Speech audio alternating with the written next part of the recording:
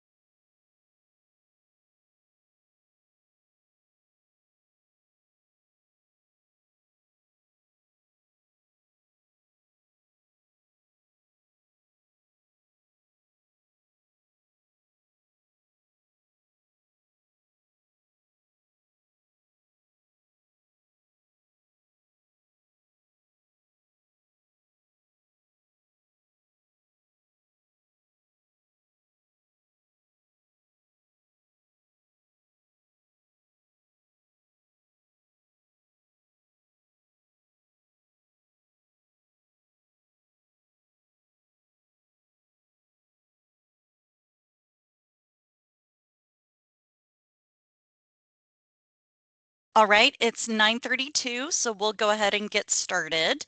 My name is Carrie Johnson with Department of Management, and joining me also I have Ted Nellison with Department of Management. I work with the counties, and so then therefore work with counties on their budgets and annual financial reports. Ted works with cities on the city budgets and annual financial reports. And the purpose of today's presentation is to speak to both cities and counties on a new portion of the DOM online application that will allow you to input data, both cities and counties, to input data on their outstanding debts. And the reason why we're doing this is twofold, really. But one is that a few years ago, there was legislation that passed that instituted a requirement for cities and counties to submit more information, more data regarding their debt that they have on the books, right? So this was part of an overall property tax legislation piece that passed a couple of years ago. And the purpose or the intent of this requirement is for the policymakers to get more information on just how much outstanding debt was out there, and additionally, sort of what was the method that was used, how much of this debt is actually being voted on by the people, etc. And it was specific to the city and county individuals.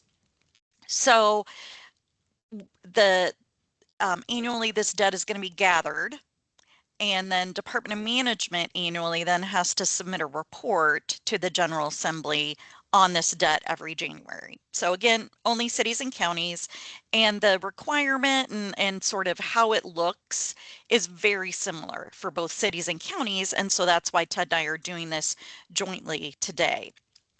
So the requirement, this debt information collection, essentially requirement, began with the fiscal 25 AFRs that cities and counties completed, about a year ago this time, right? And what we did at that point was just have an additional page within your annual financial reports where you input this information. It was a list of all outstanding bonds, notes, and other obligations, the amount of the issue, the purpose of the issue, the method of approval. So meaning, is this voted on by the people, or is this just a a simple approval by your governing body? So more quickly approved and simpler, didn't have to go to a vote of people. And why didn't it have to go to a vote of the people? Was it because essentially it was the type of debt that it was didn't require a vote, or was it a situation where it was below the threshold, like a dollar threshold that required a vote? So again, impetus to collect this data. A year ago, we were doing it via you as part of your AFR, completing a page within the AFR. And it was called the, for counties, county debt detail, and for cities, city debt detail. Had a similar look to your long-term debt page that's included in the budget. And some of the other information that is included and reported within this structure is the rate range, meaning the interest rate that you're being charged through the life of the debt. Kind of what is the range of that interest rate? Is it 2% for a number of years, and that's the lowest, and the highest is 3%, for just an example. Again, method of approval, is it tied to another debt? Occasionally, cities and counties would issue debt for, in a number of different instances for one large project. So is there, two different debt issuances that are actually related to one major, infrastructure project, for example? And again, what is the purpose of the debt? What was it used for? Is it roads? Is it et cetera, et cetera? Now, for the counties, again, what I'd like to mention, that this is part of your GAAP annual financial report. So if you're currently working on your cash, you're not going to see it within the cash annual financial report. It's included within the GAAP annual financial report that you complete. So, if you're in there right now working on cash and you don't see it, that's why. We only need it included in one, and the GAAP annual financial report is the one that all counties do. What I'm going to do at this point is go ahead and turn it over to Ted, and he's going to walk through the screens and get into a little bit more detail about the debt database itself. Instead of having it be a situation where folks are completing this requirement through a page of the AFR, we're going to have one major collection point that we're calling the debt database, where you would enter debt information. It would populate into this and then also into your budget.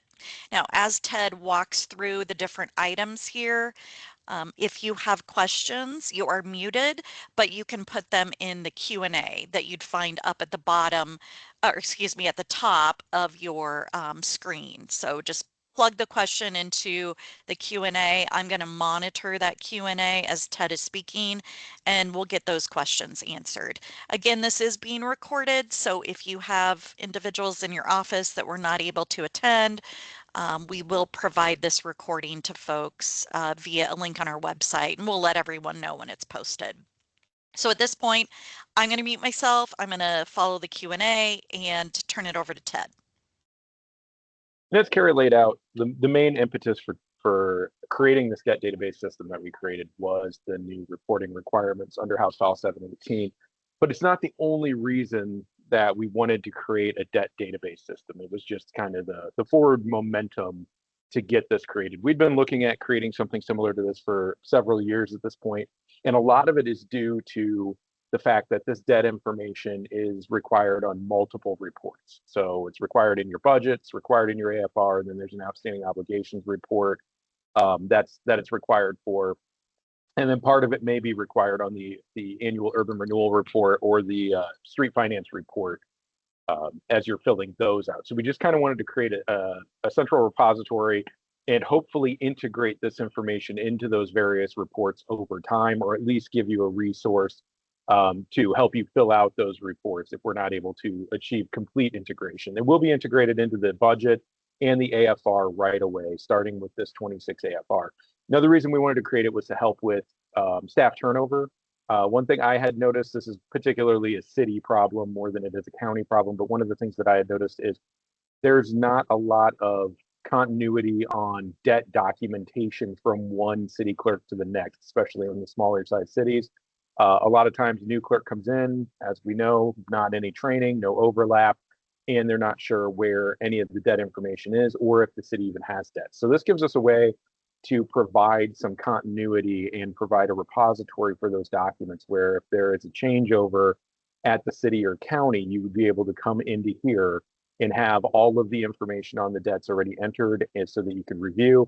And it will provide a place for debt documents, GO and non-GO debt documents, the actual resolutions and debt payment schedules, place for those to be uploaded and maintained too, just to kind of help with that flow from one employee to the next. So that's kind of the overarching goals of what we're attempting here. Again, 26 AFR, we will require you to enter your debt into the debt database rather than using your debt detail page like you did last year, and then it will flow into the debt detail page. And for cities, it'll flow also into other P10 on that long-term debt matrix. Again, we're just looking at long-term debts here. We're not looking at your short-term debts like planning and design loans or bridge loans for USDA projects. So we're only looking at the long-term debts, but we want you to enter both GO and non-GO because it will also flow into the budget starting with the 27-28. And we want to make sure that we have all of your long-term debts able to flow in automatically with the proper payment information. So that's kind of the goal of what we're looking to achieve here. The system is, like I said, going to be required for users. You'll be required to fill out some very basic information when you start to build out your debts. It will be a kind of a one-time lift on building out your debts because the way we have this designed and what we are intending for you to do is to enter each of your debts with all of the information needed for reporting in the AFR and in the budget, including your full payment schedule from current year. So current year meaning the current AFR year of FY 25-26 through the end of the debt. So to pay it in full, we want you to enter that entire payment schedule, and you'll have to do it just once unless there's a change. It will remain completely editable. So year to year, if you refinance, like SRF will sometimes refinance and give you a rate reduction. At that point, you'd be able to come in and edit it. But if you have a 20-year GO loan or GO bond that was sold and it doesn't get refinanced or there's no change to rates or payments, you wouldn't need to touch it again for 20 years. It's basically one and done. So this year will be the heaviest lift. Because we're going to have you enter all of your debts to get it started. And then after that, it's just the maintaining from year to year, adding new debts and removing debts that are no longer part of your debt portfolio. There is now an option on the left-hand side of your navigation pane, on that left-hand navigation pane when you log into our online AFR and budget system. There's now an option that says debts, like you can see here at the bottom of the screens, right above the budgets option under local budgets.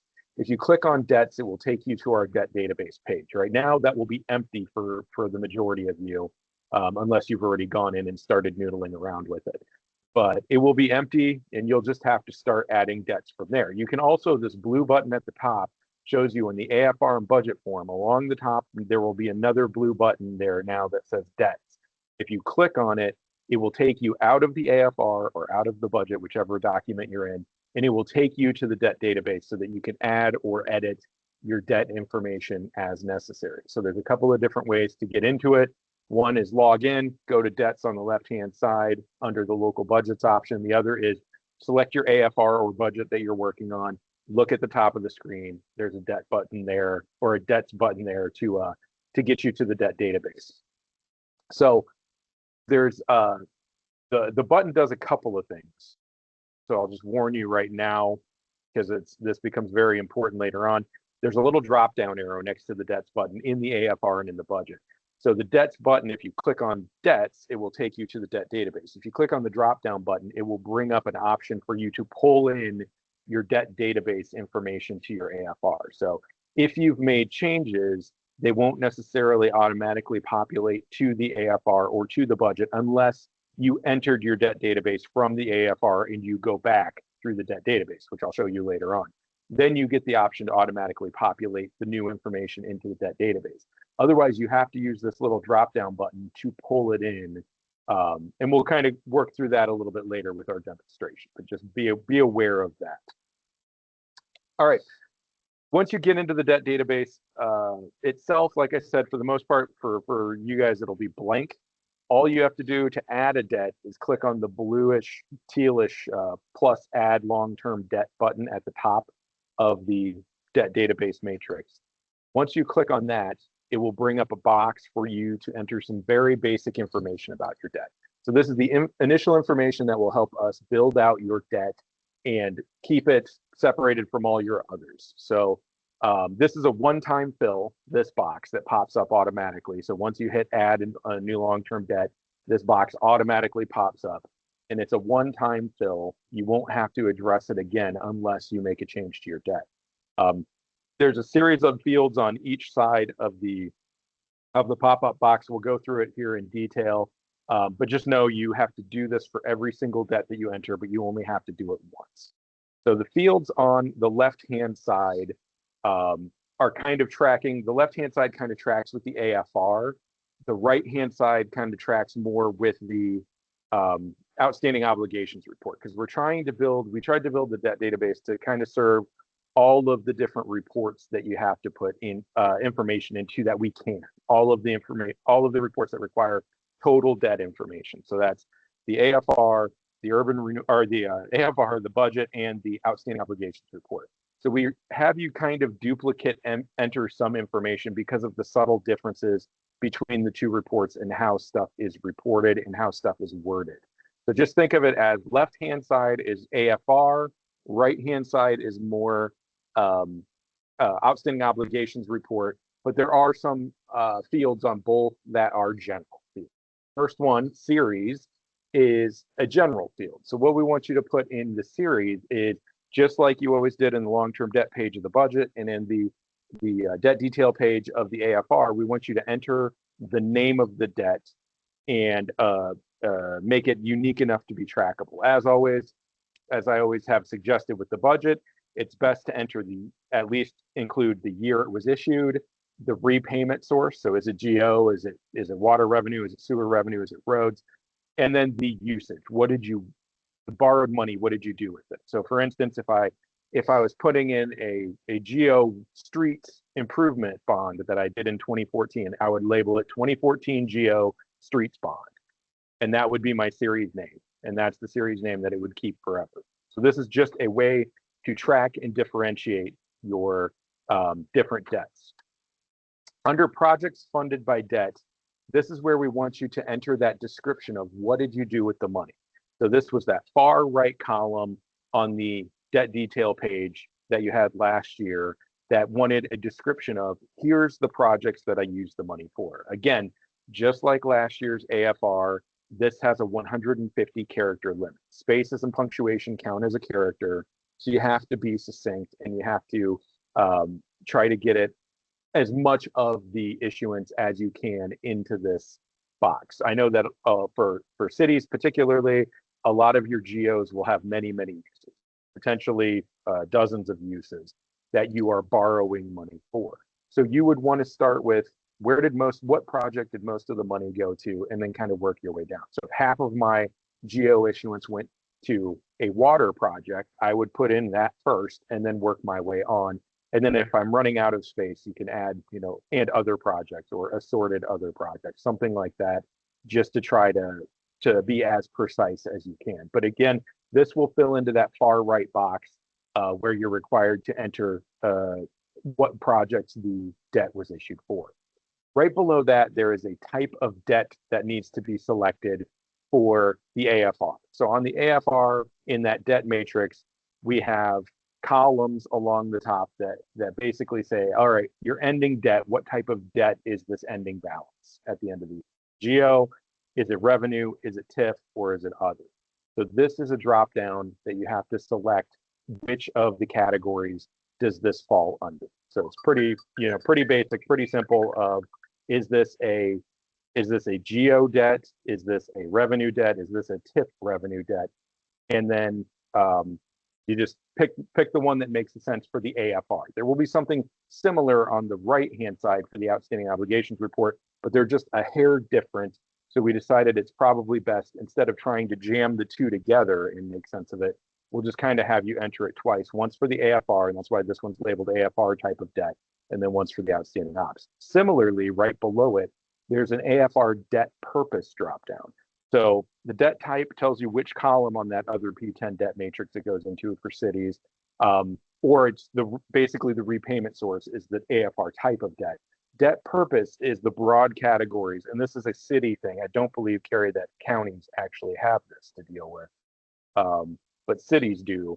And it basically says which row of the other P10 debt matrices to go on. So debt purpose is, what was it used for? Was it GO? Was it water revenue? Was it sewer revenue?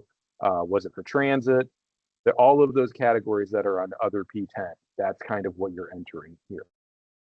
Below that, we want you to enter the original amount or par amount of the debt. How much did the city or county originally borrow when this was issued?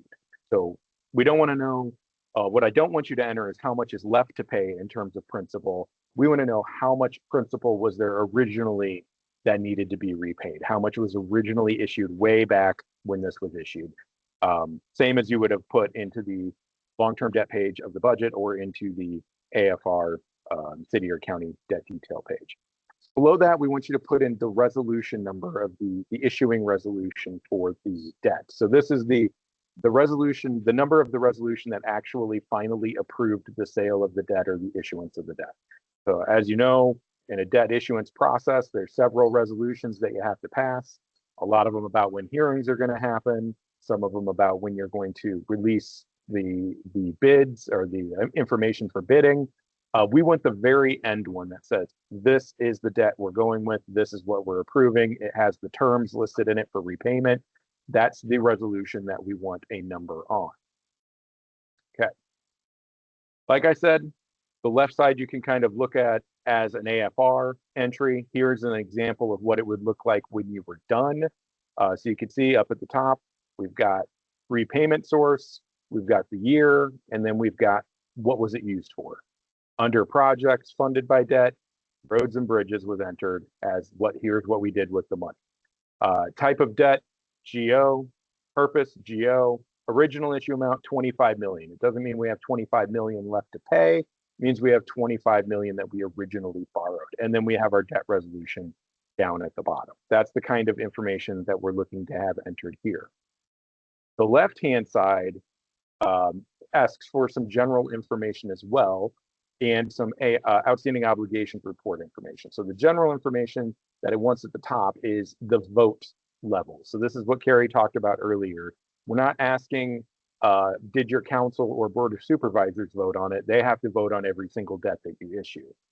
This is a question about whether or not it went to your citizens for a citizen referendum vote on the debt. Only certain types of debt have to be voted on. For counties, it's most of your issuances have to be voted on. For cities, it's only some of your issuances. Your general corporate purpose issuances are the ones that have to be voted on. So this is strictly asking, did it go to a vote of the people? And it's got that same list as you saw last year of it didn't go to a vote because it's essential corporate purpose. It didn't go to a vote because it was below threshold. It went to a vote, or it didn't go to a vote because it wasn't GO. It's a non-GO debt. So you have to pick that appropriately, and then again, that will never change unless you make some change to the debt itself. We want you to enter the debt of the date, of the final payment for this debt. So when is the last payment going to be due on this debt. So here we're looking into the future, maybe 20 years to say, here is the date according to my payment schedule as it's currently constructed that I will make my final payment towards this debt. That's what we're looking for in this slide. Right below it is kind of the same as on the left-hand side, only now we're looking at it from an outstanding obligation report perspective. So we want you to enter your debt purpose, and this is another drop-down menu. So it's a drop-down with all of the outstanding obligation report debt purposes that you could have, and you have to select the one that most closely aligns with your debt so that we have that information ready for you so we can help with filling out the outstanding obligations report. Same thing right below it for outstanding obligations report. What is the security class? So these two kind of are very similar to the left-hand side. It's just the wording and the intent is a little bit different between the AFR and between the outstanding obligations report. So we kind of have you enter the same information twice. My apologies for that, but this in the end is a one-time lift, and it will be hopefully super beneficial when you can get information to gather together to go into the outstanding obligations report as well, which we hope to integrate in the future. Date of issuance at the bottom is when did this originally get approved? When was this debt originally issued by your city council or county board of supervisors? So that's a date that may be far in the past or may just be in the recent past. But we're looking here, we're looking into the past. Up on final maturity date, we're looking into the future as to when you're going to pay this off. Here, we're looking into the past to say, when did we actually approve this debt originally? So it should be a date prior to today's date is what we're looking for here. Right, that's all of the general information that you have to enter. Again, here is a look at what that would look like once it's filled out.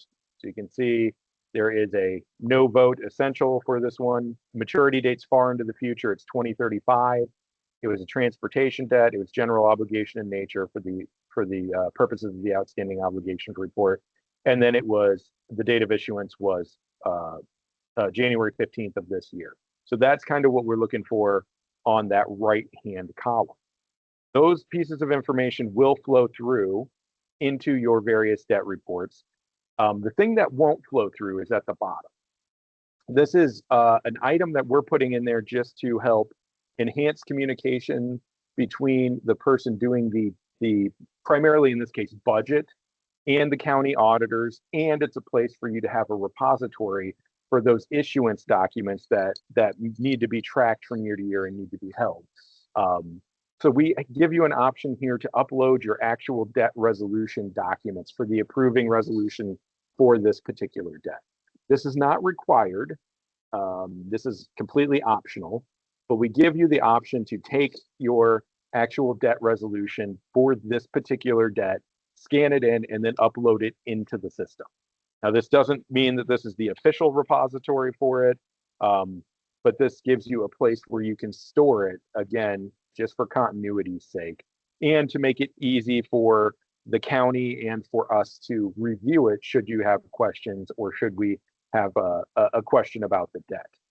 So again, not required.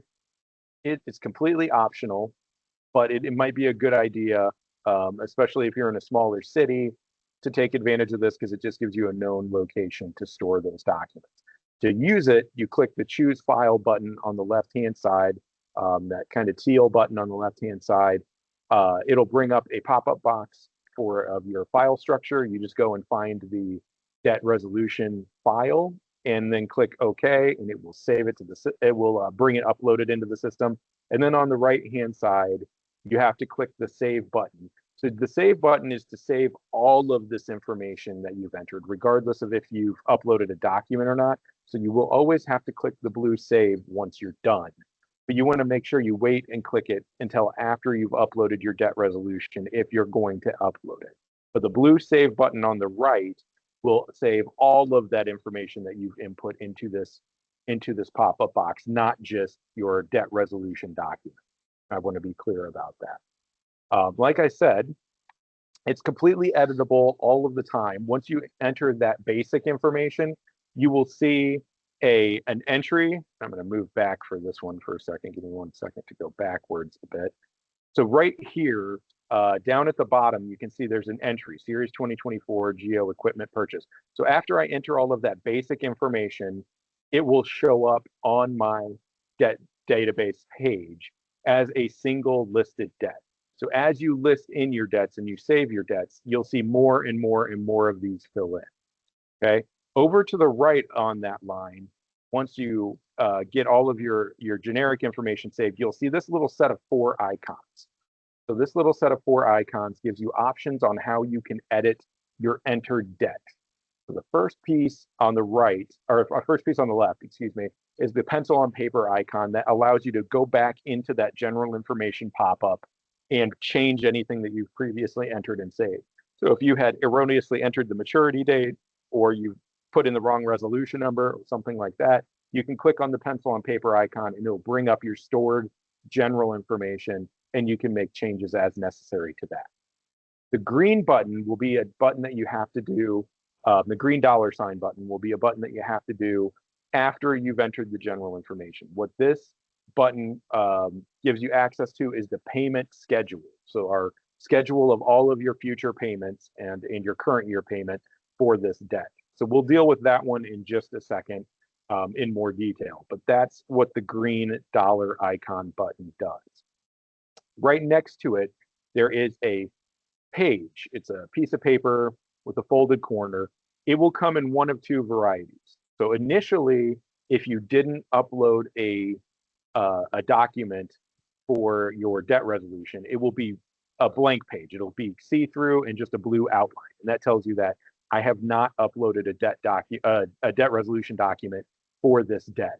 If you do upload a debt resolution document, it will be blue solid, like you see here, that says, all right, there is a document here. You can click on this at any time to follow up with a debt resolution document upload if you would like. So you can also upload your resolution right from here. The red trash can, be careful not to click until you are ready. What that does is it removes the entire debt from your debt database. So at some point in the future, you will pay off this debt in its entirety. What you'll need to do at that point will be come in, click on the red trash can. It'll ask you, are you sure you want to remove this debt? You will say, yes, it is paid in full. Get rid of it. And then it will wipe it from the system. If you click on the red trash can and you click, yes, I want to remove it, it is removed from the database completely. We don't have a way to bring it back. So you have to be very careful that you only click that red button if you're getting rid of an erroneous debt or you're removing one that you no longer have to pay on. Okay, so that is something that you will do in the future from year to year as part of your annual maintenance on this. But be sure that you only click that when you need it. Like I said, the green $ icon is one that you'll have to deal with right away to put in your payment schedule for the remaining life of this debt. As we stated earlier, we're only going to have you enter information from the current year. So in this case, AFR year 2026 and forward. If you had a debt that started in 2012 and you've been paying it off dutifully and you've got 6 more years to pay on it, we're not going to require you to enter all of those dead years that you've already paid. That's kind of pointless. We don't care about it. You don't care about it. We only care about what's left, what's needing to be paid, or what was paid in the fiscal year being reported. So we start with the FY26 payments and forward. So once you click the green icon, it will open up a payment schedule field that automatically gets figured when you enter your date of issuance and your maturity date on that general information tab. So when you come into this field, it should already have all of the payment lines that you need, all of the fiscal year payment lines that you need laid out. And each of these lines is a fiscal year. It is not a interest or principal payment. It is a fiscal year, same as it would be on the budget or AFR debt detail pages. So make sure that when you're entering information into these, that you are doing it for the entirety of the fiscal year and not just one of the 2 payments that are required for the fiscal year. This will be, like I said, automatically created for you based on your maturity date. But once you're in it, you can adjust it any way needed. You can see over to the right, There is an option to remove payment lines. So if it added too many payment lines, you can take some out. Up at the top, there's a teal plus add payment button where you can enter a payment date or a new payment line and then edit it to your heart's content. You can see the blue backgrounded cells are where you can actually enter things. We have included the fiscal year as an editable cell. So like I was saying, we automatically set up a payment schedule for you based on the information you entered, but you have full editability, including the fiscal years of the payments. You can edit all of it once it's created. You can remove, you can add, it's completely editable. Okay, so you have to, it's a lot of power, it's a lot of flexibility. Hopefully, it'll be helpful, but it can also be confusing sometimes. So don't worry if you accidentally delete something, we can add it back in. There's a lot of flexibility here for editing. What we're attempting to get entered here is for the remaining life of your debt. What is the payment due for each of the future years? What is the interest rate due for each of the remaining fiscal years? So the left-hand side of that payment schedule page is focused on that. So we want to know for each fiscal year moving forward that this debt will remain in effect. What is the interest rate that you're going to be paying? What is the principal amount that is to be paid? And what is the original interest amount that is to be paid? All of these items should be included in the resolution that issued the debt. That's where we want you to pull this information from, right out of the resolution that approved the debt. For your SRF and USDA loans, it may be a little bit different because those are drawdown line of credit type debts. So you may not get a final payment schedule on those until the end of the process. That's the one you would follow for an SRF or USDA type loan, is that final payment schedule. That's what we want you to enter in here. But for any GO loans, this should come straight out of the authorizing resolution that approved the debt originally. All of this information should be in there or in a debt amortization schedule that you received at that time. The bond administration costs may not be listed directly in your debt resolution. That may have come from another source. Likely you're getting billed that on a yearly basis from your servicing provider, the one who actually breaks out the payments and sends them to all of the various bondholders. So you don't have to fill that in right away if you don't know it. And that's the nice part about this, is it remains open and editable across the entirety of the loan. So you can enter this information and then adjust it each year as necessary if you would like. Otherwise, it's set it and forget it. Basically, you enter it once, and then each year we just have you review it and say, does it make sense? Yep, still makes sense. You can move on with your life and you don't have to do any extra.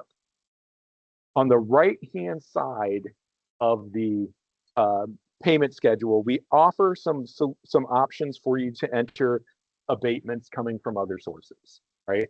So if you can put on the left-hand side, we want you to enter your debt information. What's the principal payment? What's the interest payment? What is the interest rate? On the right-hand side, just like in the AFR and just like in the debts, or in the long-term debt page of the budget, we give you a place where you can say, all right, this debt is not going to be paid from taxes. This debt is going to be paid from TIF abatement or from lost money or utility dollars that I'm abating with, road use tax or others. So we give you these options where you can enter these. If you know that this GO debt is going to be 100% abated by TIF dollars, or at least that's the plan, then you could initially, when you set it up, show all of it coming from TIFs. And then that way, when it flows into your budget form, it will come in and it will show this debt's 100% paid from other sources, and it will not set up a GO debt service property tax levy for you. So that's the idea of these 4 columns. You can use them or you cannot use them. Again, they remain editable. So you can put in your best guess right now, because I know, especially for cities, your amount from TIF, your amount from loss, your amount from road use may change year to year, and it may wildly vary from year to year. If that's the case, you can enter these a year at a time. We also are leaving these categories. So on the budget, it's paid from other sources for due to refinancing or prepayment of debt, and it's paid from other sources in the fiscal year. Those 2 columns on the long-term debt page of the budget will remain editable. This information that you enter into the database will populate there originally, but you can then change it once you get there on the actual long-term debt page of the budget. Or you can always come into the payment schedule here and make the adjustments. These are not required fields. If you don't want to use these fields, they default to 0, leave them set to 0. But if I know I'm going to be paying this debt from my utility revenues because it's an SRF loan and I have to, I can fill it in the dollars from utility column.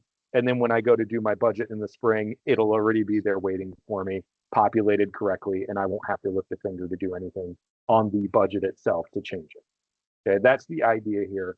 Use them as you see fit. If you don't want to use them, just leave them defaulted to 0. That's a-okay. All right, I am at this time, let's drop into the system itself. I want to kind of show you a bit of what it looks like in the real world. So we're going to go into our test system as soon as I can switch my screen. Waiting for something to blow up because this is the first time that Carrie and I have hosted a webinar, and so something's got to go horribly wrong at some point, and this will probably be right where it goes horribly wrong. But moving along so far, okay. All right, so I'm signing in to the budget and AFR system just like you would as a user. Let me up a little bigger so you can see it. There we go. So you can see on the left-hand side now, there is a debts option. If I click on the debts option, if I'm a single city user and I don't have any other cities or counties, if I'm a single county, which all counties should be single county, but if I'm a user who does not have any other authorities that I'm in charge of, I can come here and it will just populate my one city or my one county. But if I have others that I'm in charge of, I have to come in here and select my city that I want to look at in this case, because I have multiple cities on this test account. And so what I need to do is I need to come in here, select the city that I'm looking for the debt for, and then it will automatically populate. Refresh that so it gets the right size. And it will show all of the debts that I have currently entered for this authority. The test system, so it takes a second. There we go. It'll show all of them listed right here. These are ones that I have previously entered. If I want to enter a new one, I click on add new long-term debt and boom, it pops up that pop-up box where I have to enter all of my general information. Okay. If I want to edit one, I can just come over and click on edit, and then it will bring up the pop-up box with all of the information that I've previously entered for the general information. And there we go. You can see down here in the corner, once I upload, so in this case, I uploaded a debt resolution document for this city. And if I'm a new city clerk or I'm a new county auditor or county budget director, and I don't know what all of our debts are, I still have access to them right here. I can come down here and download my debt resolution. So at any time I can come back and grab it out of the system, because that's the whole idea, is let's have a place where I can come and easily find my debt information in the future. If there's a changeover, or if someone who's in charge of it is out of the office and we need it right away, this gives us a place where we can find it. It will allow me to update the information with the blue button. I'm going to cancel for now because I'm not actually entering any changes. But you can see these little icons over to the side are there. Here's what it looks like if there is no debt resolution entered. You can see it's a clear outline of a piece of paper. The ones that are bolded blue that have the fill, those are ones where I've actually uploaded a debt document. So we allow it both ways. That shows you which ones have it and which ones don't. If I want to fix my payment schedule or adjust my payment schedule, all I've got to do is click into the green $sign, and it brings up the entire payment schedule for this particular debt as I have it structured in currently. If I am just building in a new debt for the first time, when I click on that green $sign button, it will show just a field of zeros, just a bunch of zeros everywhere. Okay, so that's kind of what it looks like in the system. I can go there through the debt system or through the debts option, or I can come into my AFR. So if I go into my 2026 AFR, I have this debts button up top. If I click on debts up top, it will take me right to my debt database again. But the thing that it gives me is an option to go straight back to my AFR, which I don't get if I go in through the debts option on the left. So if I come in through my AFR and I'm working on my AFR and I get to my debts page and I want to enter my debts, I click debts at the top of the page. I come in and I do all of the work on my long-term debts that I want to, and then I can click back to AFR. And then it will say, okay, you're headed back to your AFR. Do you want to also bring any changes that you made since you got here? Yes or no? I can say no, and it will leave everything in the AFR as it was when I left. I can also click yes, and if I click yes, it will bring along any changes that I just made, and it will populate them into my AFR or into my budget. Because once we do the budget in the spring, same thing happens. There's a debts option at the top that will allow me to move back and forth pretty seamlessly between the AFR or the budget and the debt database. If I didn't click yes to populate my new debt information when I left the debts database, I can still do it from here. There's a little button at the top where I can, or a little drop down next to the debts button at the top where I can pull debt information. So it's the same thing either way. It just allows me to populate my AFR again with the most recent entries in that debt database system. Okay. So it's just a couple of different ways to trigger the same thing. And then once you do that, it all flows through onto the city, in this case, city debt detail page. So that's my test accounts or city accounts. All of it flows through. It enters all of the different lines except for line 1. Line 1 we have now designated as the TIF agreements line. We do not want you to put any information about your TIF rebate or developer type agreements into the long-term debt database. Just like we don't have you enter it on the long-term debt page of the budget, we don't want you to enter it into the long-term debt system. So we still allow you to have that line. It's line number 1 for everybody. It will be line number 1 every year, where you enter in your information on your AFR for your, and this is AFR only, for your rebate agreements, your developer agreements, the direct payment agreements that you have through TIF. If you don't have TIF, you leave this zeros. Okay? You don't enter anything other than 0 and then NA for the project description at the right side. So bear that in mind. We have a couple of things that are still editable on here. Number 1 being that first line. Number 2 being the tied to other debt category. So if you have 2 debts that are doing the same thing, so let's say that my bottom 2 debts were both for buying a fire truck, I would say, okay, line 5 is tied to line 4, and line 4 is tied to line 5.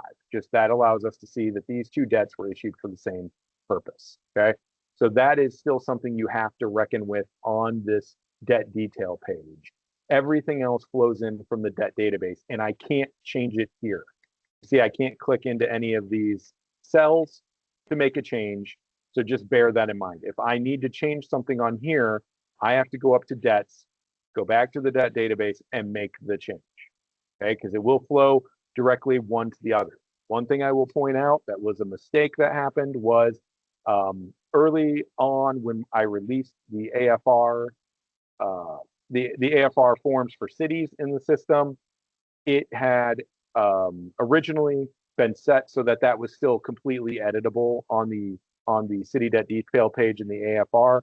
My apologies for that. It was not supposed to be that way. That has since been fixed, and now it will update only from your long-term debt database.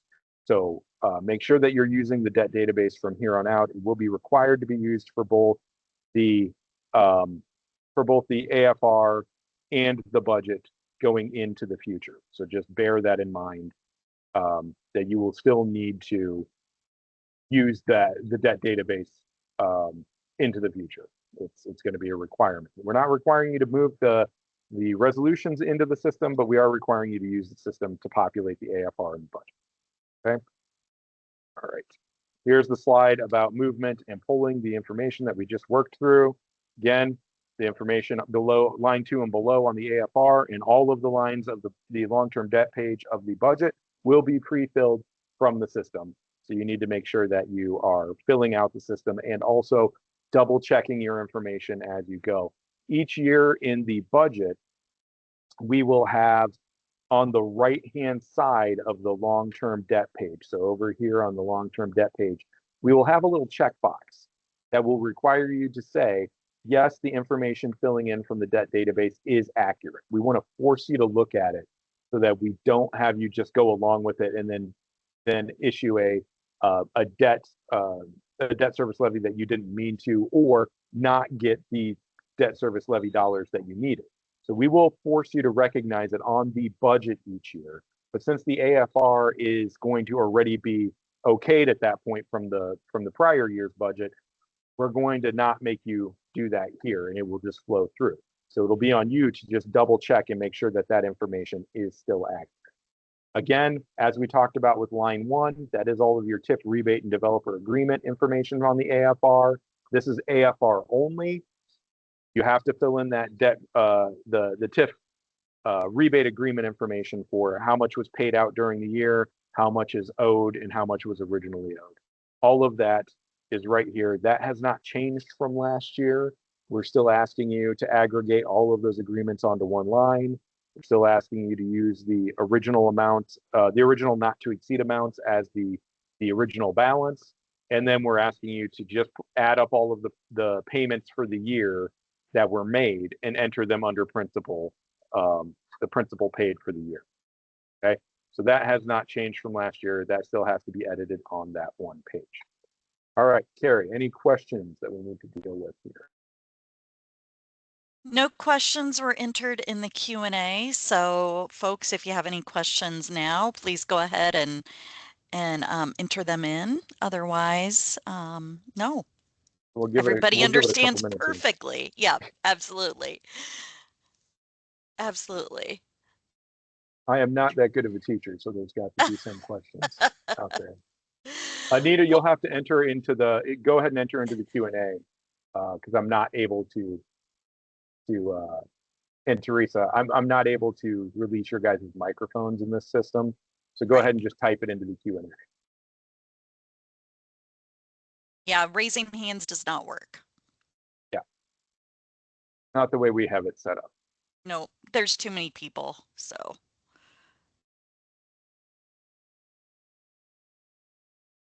And again, folks, when it's budget time with cities and counties, we're going to review this information. And you know, because it'll work obviously very similarly, and it'll pull in for you. But just like Ted mentioned, there's some specifics with budget that we want to make sure that information is very tightly reviewed, so you know that you're requesting the right tax levy if applicable. So it looks like Andy entered a question just to clarify, what if it's the first year of an SRF loan? Do we enter anything for the debt service schedule or wait until we get the final payment schedule? So this is going to be SRFs are tough because of the drawdown aspect of the project. When you would want to enter information is when you need to start making payments. That's essentially that's the first time that we would really need the information for sure, would be when it's going to come on to the long-term debt page of your budget. So when you're going to actually have to make a payment, that's when you need to enter it into the system. So that may not be right when you issue the SRF, because you may have 2 years of drawdown and you won't make a payment until after those 2 years of drawdown. So we want you to enter it at the point that you're going to have to make a payment in the fiscal year upcoming, or you made a payment in the fiscal year that you're reporting in the AFR. You kind of have to play it by ear. There's not going to be any good set rule for SRF because it is so nebulous, and it moves differently for everybody depending on their project. So that's kind of the idea there, is we want to have you enter it when you're going to be making a payment. And if you have questions about that, call me, call Carrie if you're a county, and we'll work through that with you as to when you need to enter that. But that's kind of a good rule of thumb, is just when are you going to need to enter the payments. So Nita's question, if we collect more each year to pay down the GO bond, when we are able to, do I still add that separately on the LT debt? Correct. So if you are collecting more each year, you would have to enter that into the debt schedule. So each year you may have to adjust your debt schedule in there to show the extra collection if you're collecting it off of property tax.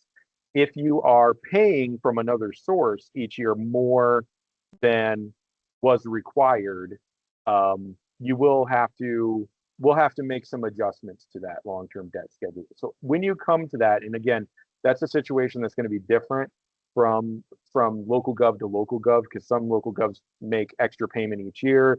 Some local govs only make extra payment at the end. It's going to be best to probably just reach out to us with your particular situation, and we will help you through it, because that's going to be individualistic, because nobody does their prepayments the same way. Michelle Wiedner, I saw you tried to enter something. Go ahead and type in again, because I did see your comment about it must not be going through. I can see that comment. So if you try to enter it again, you should be able to get your question. Can you, I'm not seeing any of the questions, Ted, but I know I see the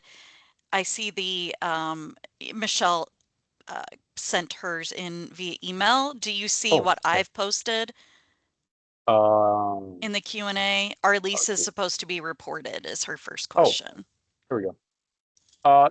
So leases, if they're capital leases, should be reported. So if they're leases that you're potentially going to use debt service for, then those would have to be reported. Leases are tricky because they're kind of a case-by-case basis as well, because some of them are capital, some of them are non-capital. I would say that's going to be a case-by-case basis thing too, as to whether or not you enter them in here. If you want to play it safe, yes, you can enter them and then just show them as paid from another source if they're not something that you're going to issue debt service for. We're going to have to work a lot of this stuff out through this first year. So I would say the general rule of thumb is in the first year, maybe add more. If you're unsure, add it and then talk to me, and then if we have to remove it, we have to remove it. If not, we'll just, if we don't end up wanting it there, we can always just remove it. It's probably better to add it and then remove it if we don't need it, and have a discussion with me or Terry. That's probably the best way to go. How do we enter new issues that we need to budget for? So you would enter that kind of, if you need to budget for it, but it's not yet issued, that's a pre-levy. And so you would enter it as a single year. So you would enter a new debt. You could call it a pre-levy debt. You would enter just one yearly payment for the next year in the budget, the next year that you're budgeting for. And then the next year you'll come in with the full issuance. That's the way that we would have you do it, is enter the pre-levy or the planned debt as its own entry with just 1 year on it, just the upcoming budget year on it. And then once you actually do your issuance, we'll come back around, remove that pre-levy debt out of the system, and add the full debt into the system. That's kind of the way that's going to work. Let's see. Can we keep the debt data on the database after it is paid in full for historical purposes? We will not remove it, Carrie, I believe. We don't have an automatic functionality to pull it out. Right. So not to my knowledge. Yeah. So if you want to keep it there, we would pretty much allow it. It may be if you're a bigger city or a bigger county that issues a lot of debt, that is going to become cumbersome. But it would be allowable at this point. So yeah, if you had one that's like its final payment is here in FY27 and you wanted to keep it around for 5 years after the fact, I believe our system at this point would allow for that. As long as you don't delete it, we won't automatically remove it. So it should be able to be kept there. Are we able to use last year's AFR debt detail to enter in the debt? We have to break out all of the debt like last year. It was required to be breaking down further for its purposes. So you'll have to enter everything into the debt database system to have it fill through into the AFR. So you're basically going to have to build out all of these, all of the new debts or all of your existing debts in the AFR or in the debt database system, and then they will flow through automatically into the AFR system. So in answer to the question, you have to populate the debt database system to populate the debt detail page and the other P10 page of the AFR. That's kind of the way it works right now. The thing I've built a spreadsheet tool. So for the larger cities and larger counties where you may have multiple people working on pieces of this, I've built a template in a spreadsheet version that I'll be releasing here shortly that you can use as kind of the way we use the city AFR work paper and the city budget work paper spreadsheet tools.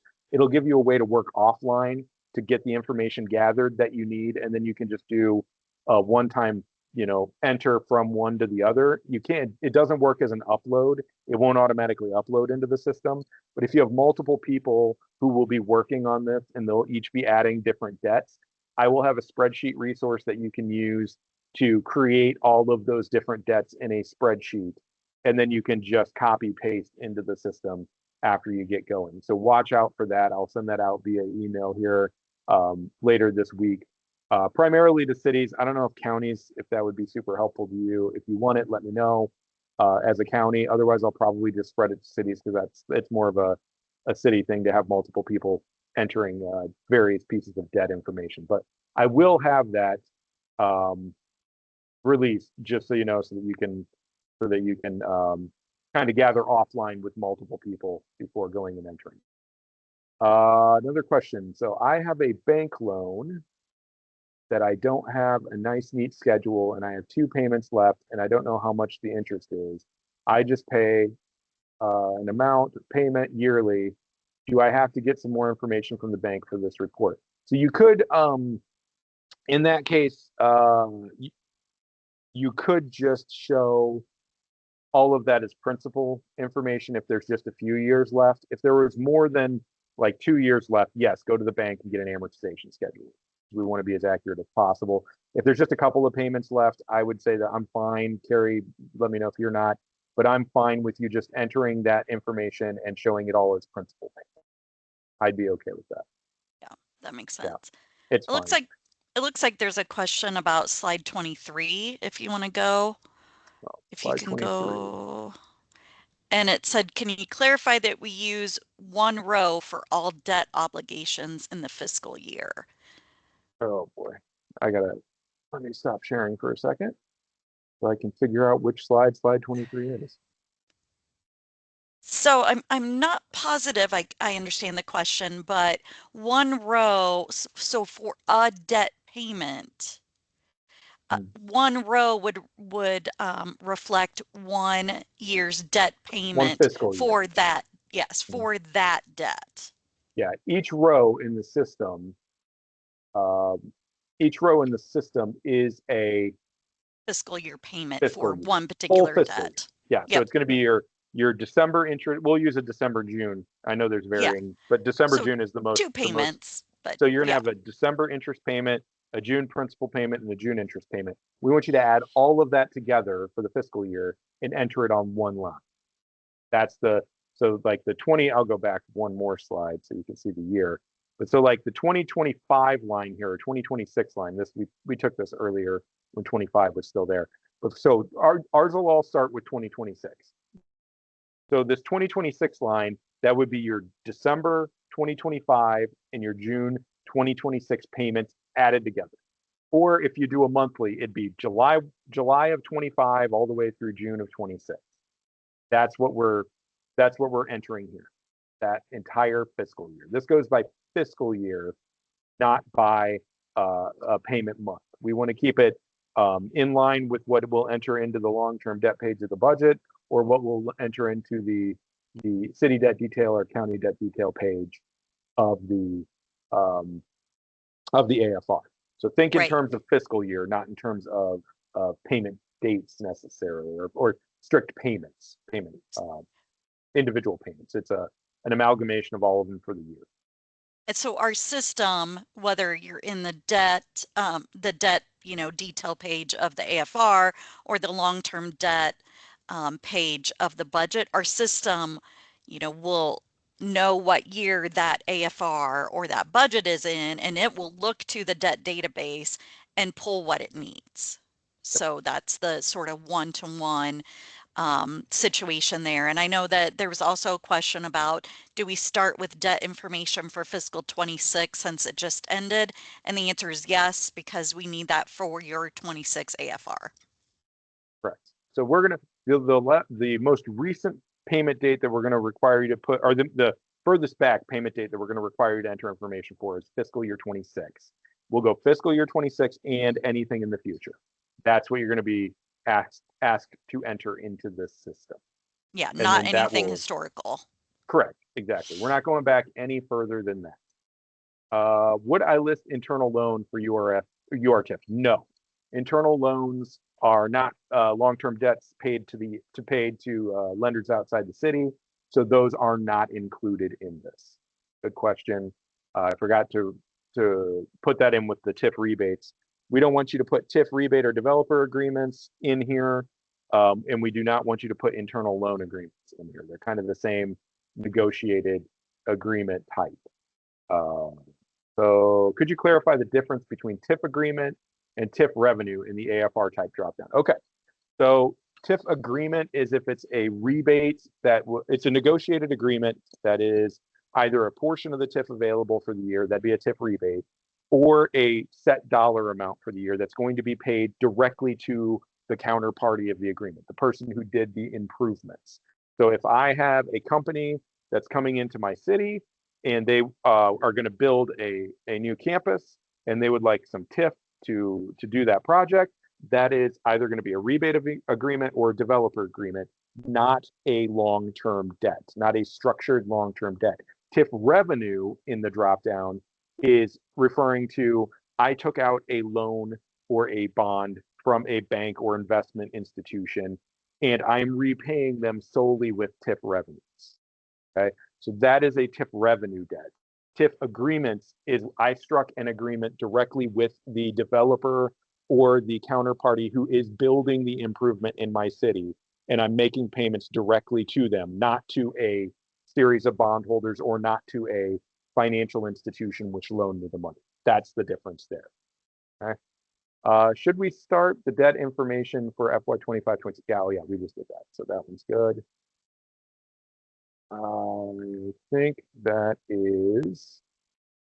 that's all of them that I have, Carrie. You see any others? We covered the ones that I can see. Okay.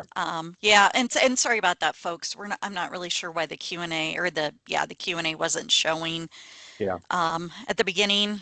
So yeah, learning process for us. But That's why it thanks wasn't again for your showing. We're patience. novices. Yeah, With this. we've not done this, but we wanted to do it jointly and thought it best that we just run it and then we can invite everyone to join us together at one date.